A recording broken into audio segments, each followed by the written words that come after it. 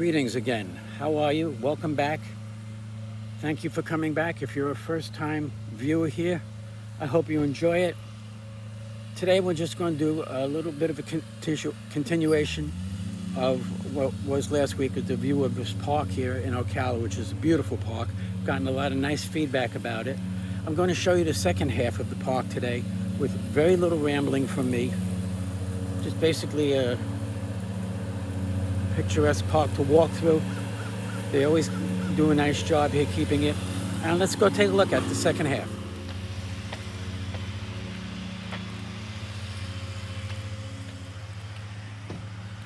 This is called Shalom Park. It's in Ocala. It's a well-kept park. They added a Zen garden, which I showed you last week. And today I'm going to show you the second half, like I said. Unfortunately, they don't allow dogs or any pets here at all, which maybe is part of the reason they keep it nice, but as a dog lover, I'm not crazy about the idea.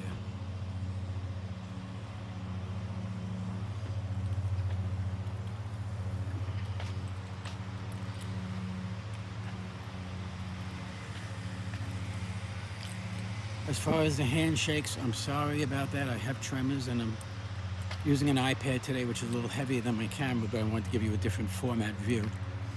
So if you're getting a little seasick, I would recommend Dramamine.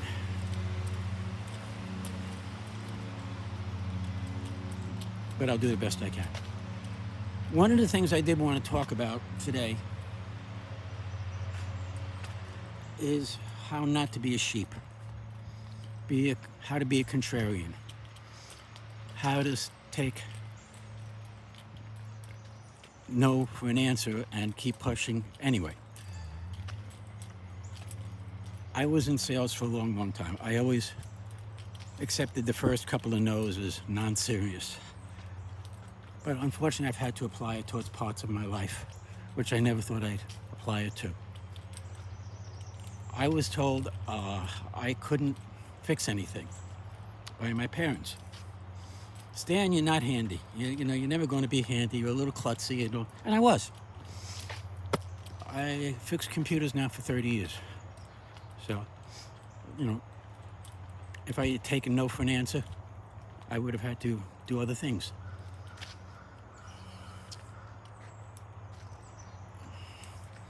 I was originally a trumpet player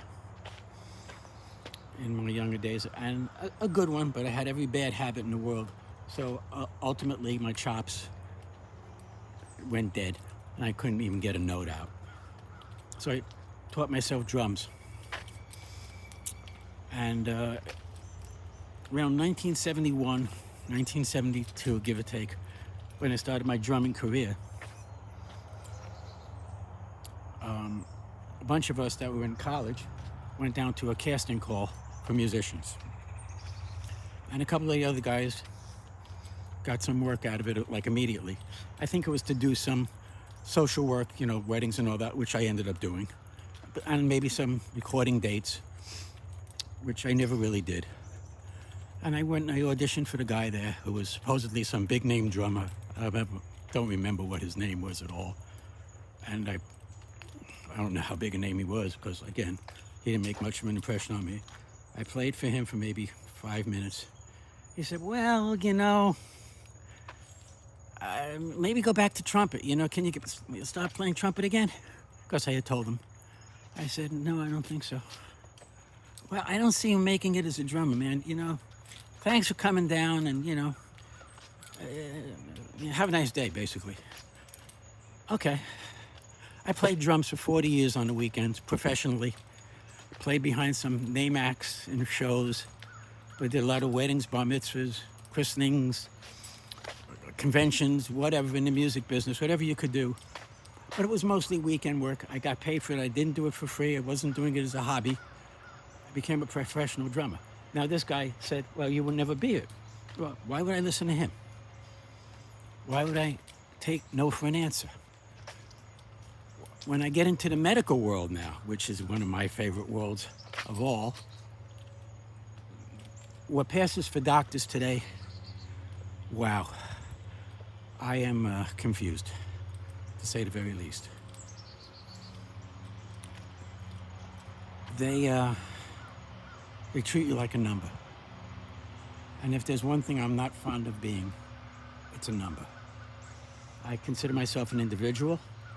I have a lot of individualistic characteristics, some of which I like, some of which other people even like. But the one thing I will not accept is being treated like a number. That's the ultimate insult to me. And what happens with older folks like us is we just have a tendency, we don't want to fight anymore, or, well, this guy's got a degree, it's on the wall, he's a doctor, I'm only the patient, I have to listen to him. Why do you have to listen to him? Why do you have to listen to him or her? Because they have a piece of paper on the wall? That's great, they have the piece of paper, they have the knowledge, but are they giving you the benefit of their knowledge as it applies to you? Or are they just throwing something at you because you're just a number? And they can get away with it when they got 3 other people waiting in the lobby before they go to lunch.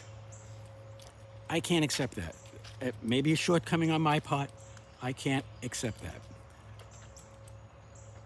I had situations in my life, if I would have listened to doctors, I think I've mentioned a couple of them previously on my videos.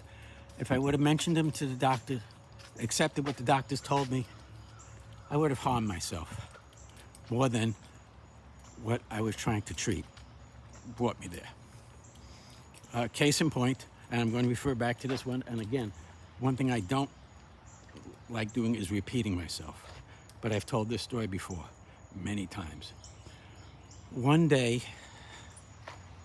probably in the early 80s, I was already married, so I was already being tortured on a daily basis. And I developed a swelling on the right ball of my foot. And I guess it was gout. I was diagnosed as. And I go to a doctor that was referred to me, and he says, well, you have a little bit of gout here. You know, that's a rich man's disease. Ha ha ha, yeah, that'll be yours. Okay, so much for the rich man. I must have been the only poor man with rich man's disease. And here's what you got to do. Okay, here's what I got. So you take this stuff, it's called colchicine, and it will probably upset your stomach and maybe even cause you diarrhea. And he didn't volunteer that information until I really had asked him about it, because even then I had a very bad stomach. And, well, yeah, it's going to cause you, you know. I said, well, you got anything else? No, that's about all I got. Okay, thanks for nothing. And we left. And I happened to talk to my brother. We were talking in those days. We're not in these days, but we were talking in those days. And I mentioned it to him, and he said to me, well, you can't do that, obviously. I said, yes, I know that. He said, well, go to my guy. And he sends me to this guy locally on South Florida in Tamarack, where we were living at the time, where we were living in Sunrise, but he was in Tamarack. Not that any of this really matters, but he said to me, once the guy met me, I introduced myself, I liked him immediately. Now, this guy had a pot belly. We had a relationship for years. He was smoking half the time when he was treating me, even in the office. He was a tennis playing friend of my brother's. That's how he knew my brother, who recommended him. And they were friendly at the time. And this guy ended up being my doctor, an absolute minimalist. But what he said to me that day was, look, try to stay off it. You're already on crutches. You know, do as little as possible to walk and all that. Take some Tylenol, ice, rest. 2 days later, I was back to 100%. Without this upset of the colchicine and all the other fun stuff that would have incurred from that. So again, that proved my point. Why believe them? Where's the evidence? Why would you take what they say as gospel? And when it comes to doctors, again, nowadays, my personal situation is I have been diagnosed. I've had one stroke years ago. I didn't even know I was having it at the time. And I had episodes where I will lose speech, and you will hear my speech going occasionally from time to time in these videos. and then I basically lose memory function to a point. I keep my core. I know who I am. I know pretty much where I am. But other than that, good luck. And usually it passes in 15, 20 minutes. I was told those might be TIAs. Went to another neurologist. Now, I've been on 3 neurologists so far. They can't agree. It may be advanced migraines or complex migraines or something like that. And they're giving me treatment for that. The first guy was giving me treatment for TIAs. Somebody else recommended something else. I don't even remember what it was. I'm functioning day to day pretty fine. I have my days where, like I said, it's a little bit of a challenge to speak for 15 to 20 minutes. And the world is not suffering by me not speaking, trust me. But who do you believe? You got contrary opinions. Been through 3 neurologists. The basic thing I can do is just be me and do what I can do for myself. Try to avoid some stress. The best thing I do is I get out every morning, like I've been recommending to all of you. If it's at all possible, get out. Get away from the doctors if you possibly can. I'm not saying ignore the medical world, but if you're just going, because it's something minor, maybe wait another day before you actually go, if you can. Again, this is my opinion. I don't want the AMA coming after me saying I'm telling you to ignore doctors. No, I'm not telling you to ignore them. I'm telling you to be your own best doctor. I can't recommend that highly enough, that you be your own best doctor, because you know your symptomology much better than they do. You can explain it to them. Then again, you're hoping they listen. Maybe they're not listening so well.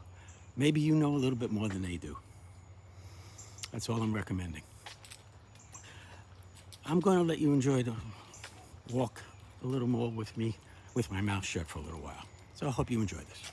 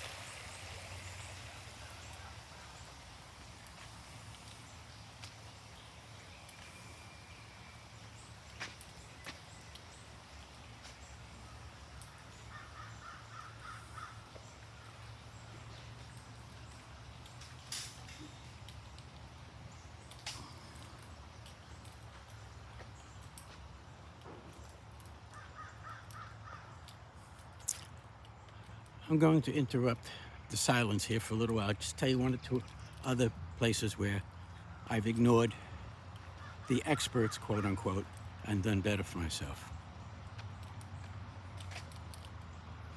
My friends at Apple, my good friends at Apple, especially the ones that are the geniuses at Apple. My career in electronics went into computers strictly by accident around 1995 or early 1996. I picked up some Apple stuff in lieu of cash that was owed me by one of my accounts that I had been in the video world with. They couldn't pay me. I took their old Apple stuff. I didn't know what I was going to do with it. I didn't even know what it was, but you owe me money, you got to give me something. So that's what started my career with Apple. I'm still with Apple, but I'm trying to get further and further away from them on a daily basis. I'll go into that whole story another time, but let me just give you 2 particular instances. I picked up an iPhone, I guess it was an 11, a couple of years ago, just out of warranty. And the stuff I buy is never factory fresh stuff. It's always liquidations, one of a kind, broken, whatever the case may be. I haven't had a new item of any kind. I can't remember when. Of course, I don't want to pay retail, just where I am. And I resell, so I can't afford to pay retail. So I get this iPhone 11. It powers up, everything is fine. Wi-Fi is gone, no cellular service. It was, something that at the time that was still had a value. So I went down to the geniuses at Apple. Now, Apple, from where I live, the nearest store that has the Genius Bar is 90 miles away in the Orlando market. Orlando traffic is always one of my favorites. So going there usually requires a really good reason, or somebody's going to have to pay me, or both. So I went anyway. Well, took it to the Genius Bar. Well, we can't fix this. The baseband is gone. Well, can you fix it? No. This is what they were told me. I said, so why did I come down here? I thought you could fix this. Well, you see, it's unusual and this and that. They give me every story in the world why they couldn't fix it. Being the contrarian that I am, I said to myself, I said, we're going to find a way to fix this. I am not going to lose the money on this, and I know I can resell it if I can get it working. I downloaded a bunch of utilities I had never even heard of and said, I'm going to fix this damn thing. So, finally, after hours, I had some success with it.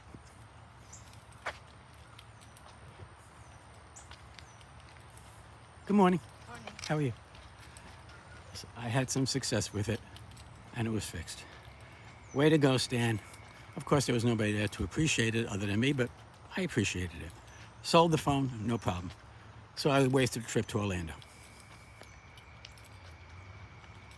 Once again, I had an iPad Generation 3 Pro 12.9, which at the time was worth a lot of money. This a couple of years ago. Similar set of circumstances. Went down there. No, but we'll recycle it for you. I couldn't even get it to power up properly. Hello. How you doing? Good. Couldn't even get it to power up properly. And it was nothing but a nightmare. I hit it with almost everything I had. I said, you know what? It's close enough to out of warranty. Maybe Apple will help me. No, just out of warranty by maybe 4 or 5 months. I got there and they said, no, but we'll recycle it for you. You're going to give me any trade-in value? No, it's not running properly, I said, I know that. That's why I came here. Well, no, but we'll recycle it for you. Well, I can recycle it myself. Thanks so much. Again, I took it home.